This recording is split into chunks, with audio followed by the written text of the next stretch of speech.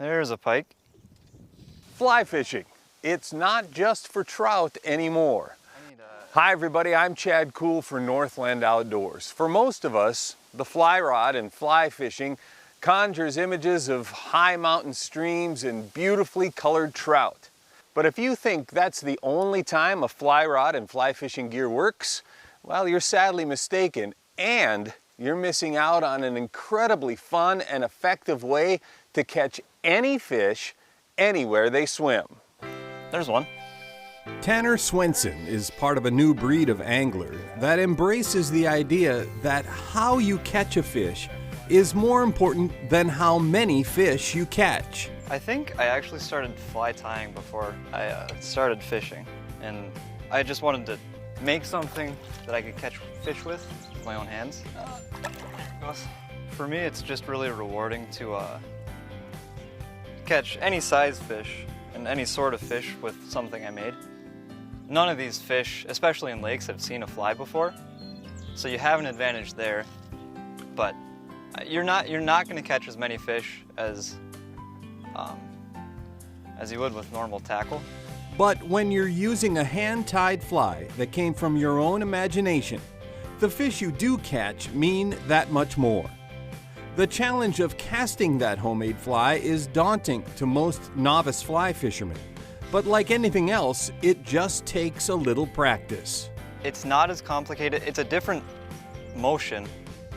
It's not something that you learn by just casting any rod. But the nice thing about it is you're able to cast. You can practice casting without even having anything on your line. And that way you're not going to hook yourself or anything like that. It's a different motion, and once you figure out what works, it's not too hard. So I'm the novice in the boat here. I've done some fly fishing, but it's certainly not my primary choice. But you know, we started the day looking for panfish. Like Tanner said, though, it's a great way to start if you are inexperienced with a fly rod, because in order to get that little panfish fly out there and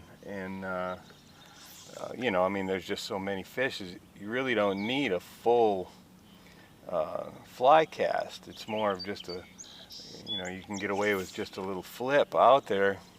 And that's really a great way to start, in my opinion, because you kind of get a good idea of how fly line propels the fly. So there's different like weight classes. A lot of people fish for trout, it's like a 5 or a 6 weight. And you could do the same that can go down to panfish and up to bass too. But panfish, I like a 3 or a 4 weight. Bass, you could do anywhere from a 6 to an 8. And then above that is like saltwater and muskie and stuff like that. The heavier the rod, the heavier your line is gonna be, which is what actually casts your fly. It's not about the weight of the fly. And with a heavier rod, you're able to cast a bigger, bulkier fly that's not as aerodynamic. You really only need a few basic fly patterns to be effective on our Northland Outdoors lake fish. Streamers, which are simple strips of hair that dart slowly through the water, or topwater poppers are great options for predators like bass and pike. There he is, right underneath it. Oh!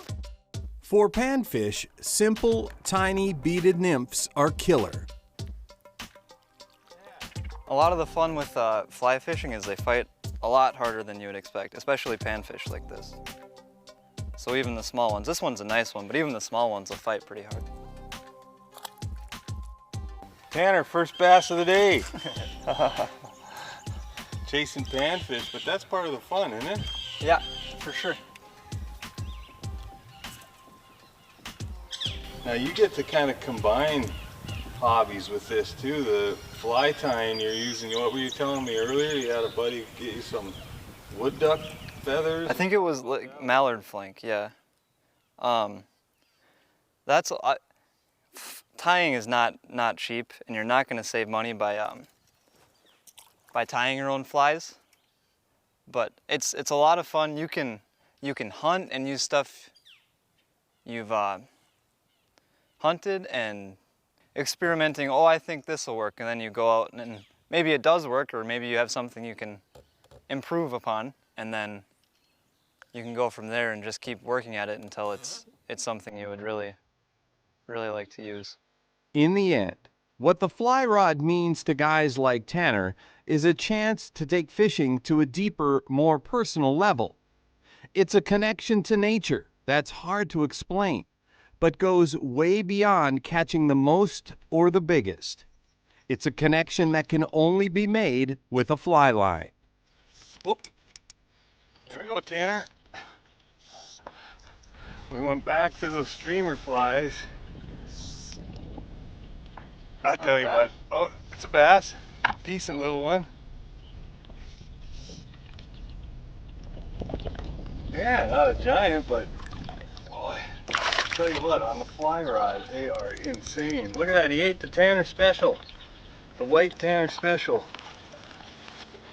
What's this one made out of? It's actually wig hair Wig hair. and some peacock feathers. The wig hair, peacock feathers, streamer. There it is. And he ate it. And I'm telling you, like I said, it's not a trophy largemouth, but you put them on a little 6-weight fly rod like this and it's fantastic. Wow, that's fun. All right, gonna go away.